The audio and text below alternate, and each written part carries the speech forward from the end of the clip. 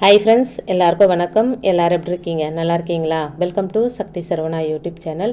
இன்றைக்கி ஒரு எளிமையான ஆன்மீக தாந்திரிக பரிகாரத்தை பற்றி தாங்க பார்க்க போகிறோம். ரொம்ப எளிமையானதுங்க, ஆனால் ரொம்ப சக்தி வாய்ந்தது. மகாலட்சுமி தாயார் வசியமாகி நம்ம வீட்டிலேயே தங்கிடுவாங்க. அது என்ன பரிகாரம் அப்படின்றத பார்க்கலாம் வாங்க. இப்போ தான் ஃபஸ்ட் டைம் என்னோடய வீடியோஸ்லாம் நீங்கள் பார்க்குறீங்க அப்படின்னா ப்ளீஸ் சேனலுக்கு சப்ஸ்கிரைப் பண்ணி சப்போர்ட் பண்ணுங்கள். உங்களுடைய ஒவ்வொரு சப்போர்ட்டும் எனக்கு மிகப்பெரிய ஒரு மோட்டிவேட்டாக இருக்குங்க. இப்போ வாங்க வீடியோக்குள்ளே போகலாம். இப்போ சீசன் இந்த பூ மல்லிகைப்பூ எல்லாருக்குமே கிடைக்குங்க. இந்த மல்லிகைப்பூவை பூஜை அறையில் இப்படி வச்சிங்க அப்படின்னா அஷ்ட ஐஸ்வர்யங்களும் அஷ்ட லக்ஷ்மிகளும் நம்ம வீட்டில் நிரந்தரமாக தங்கிடுவாங்க அப்படின்னு சொல்லப்படுதுங்க. அந்த பூ உங்களுக்கு எல்லாருக்குமே தெரிஞ்சிருக்கும். மல்லிகைப்பூ செல்வ திருமகளான தனலட்சுமியை நம்ம வீட்டில் நிரந்தரமாக மன மகிழ்ச்சியோடு தங்க வச்சிட்டாலே போதுங்க. வீட்டில் செல்வ கடாட்சத்திற்கு என்னாலும் ஒரு குறையும் இருக்காதுங்க. அஷ்டலக்ஷ்மிகளில் ஒரு லக்ஷ்மியான தனலட்சுமியே, அதாவது பொன் பொருள் ஐஸ்வர்ய கடாட்சத்தை நம் வீட்டுக்கு சேர்க்கக்கூடிய இந்த திருமகளை வசியம் செய்யக்கூடிய ஒரு எளிய வழிபாட்டு முறையை தாங்க இன்னைக்கு நம்ம வீடியோவில் தெரிஞ்சுக்க போகிறோம். வாசம் நிறைந்த மல்லிகைப்பூ இருந்தால் போதும், நம் வீட்டில் அஷ்ட ஐஸ்வர்யங்களும் நம்ம வீட்டில் நிரந்தரமாக தங்க வைக்க முடியுங்க. இந்த பரிகாரம் செய்வதற்கு நமக்கு தேவையான பொருட்கள் அப்படின்னு பார்த்தா ஒரு விரலி மஞ்சள், நல்ல ஒரு எலுமிச்சம்பழம், புள்ளிகள் இல்லாத ஒரு எலுமிச்சம்பழம், ₹1 நாணயம், ஒரு கைப்பிடி அளவு மல்லிகைப்பூ. இதுதாங்க நமக்கு தேவையான பொருட்கள். சின்ன கிண்ணத்தை எடுத்துக்கோங்க. எச்சில் படாத பாத்திரமாக இருக்கணுங்க. அதாவது பூஜைக்கு யூஸ் பண்ணுற பாத்திரமாக இருக்கலாம், ஸ்டீலாக இருக்கலாம், கண்ணாடி பவுலாக இருக்கலாம். ஆனால் பிளாஸ்டிக்கை மட்டும் தவிர்த்துருங்க. இதில் ஒவ்வொரு பொருளையும் போடும்போதும் உங்கள் குலதெய்வத்தை மனசார நினச்சிட்டு மகாலட்சுமி தாயாரையும் மனசார பிரார்த்தனை பண்ணிட்டு பணம் வசியமாகணும், என்னுடைய தேவைக்கு பண வரவு வந்துக்கிட்டே இருக்கணும் அப்படின்னு பிரார்த்தனை பண்ணிட்டு ஒவ்வொரு பொருளாக போடும்போதும் நல்ல ஒரு பாசிட்டிவ் மைண்டோடு போடுங்க. அதுக்கு மேலே உங்கள் கையால் எடுத்து மல்லிகைப்பூவை இதில் போடணுங்க. எப்பவுமே நீங்கள் எந்த ஒரு பரிகாரம் செஞ்சாலும் உங்கள் கையில் எடுத்து செய்யும்போது அதுக்கு பவர் அதிகமாக இருக்குங்க. நீங்கள் வேணால் ட்ரை பண்ணி பாருங்கள். வீட்டில் இருக்கிற ஒவ்வொரு பெண்களும் மகாலட்சுமியோட அம்சம் அப்படின்னு சொல்லப்படுறதுனால நம்ம கையினால் எடுத்து போடும்போது நாம் செய்கிற பரிகாரங்களுக்கு சக்தி அதிகம் அப்படின்னு சொல்லப்படுதுங்க. எனக்கு சமீபத்தில் ஒரு ஐயர் சொன்ன விஷயந்தான் உங்களோட நான் ஷேர் பண்ணிக்கிறேங்க. இது குலதெய்வ பக்கத்தில் கொஞ்ச நேரம் வச்சுட்டு, குலதெய்வ விளக்கு ஏற்றி வச்சுருக்கோம் இல்லைங்களா, குலதெய்வத்தை நினச்சி விளக்கு ஏற்றி வச்சுருக்கிறோம். அது பக்கத்தில் கொஞ்ச நேரம் வச்சுட்டு இந்த கிண்ணத்தை அப்படியே கொண்டு போய் நம்ம மகாலட்சுமி தாயார் பக்கத்தில் வச்சுருங்க. நீங்கள் ஃபோட்டோ வச்சுருக்கிறீங்களோ சிலை வச்சுருக்கிறீங்களோ அதை பக்கத்தில் எதுவுமே வச்சுருங்க.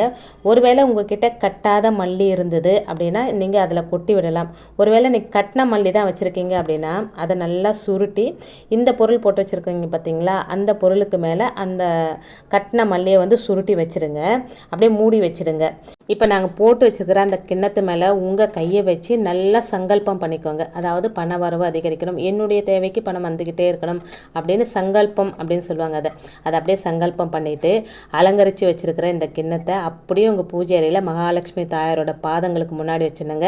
உங்கள் வீட்டில் தங்க நாணயங்கள் வெள்ளி நாணயங்கள் இருக்கும் பட்சத்தில் அந்த 2 நாணயத்தை இந்த கிண்ணத்துக்குள்ளே வைக்கலாங்க. ரொம்ப ரொம்ப விசேஷங்க.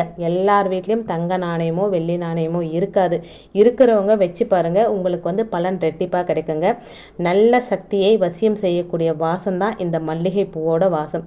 குறிப்பாக அம்பாளுக்கு மிக மிக உகந்த ஒரு பூவாக சொல்லப்பட்டிருக்குங்க. இந்த வாசம் நிறைந்த மல்லிகை பூவை நம்ம வீட்டு பூஜை அறையில் ஐஸ்வர்யத்தை கொடுக்கக்கூடிய பொருட்களோடு சேர்த்து வைக்கும்போது நிச்சயமாக நம்ம வீட்டில் வருமான தடை இருக்காதுங்க, வறுமை இருக்காது, தன தானியத்திற்கு பஞ்சமும் ஏற்படாதுங்க. பொதுவாகவே பணத்தை ஈர்க்கக்கூடிய பணத்தை வசியம் பண்ணக்கூடிய பொருட்களை முதன்மையானது மல்லிகைப்பூ, ஏலக்காய், பச்சை கற்பூரம்.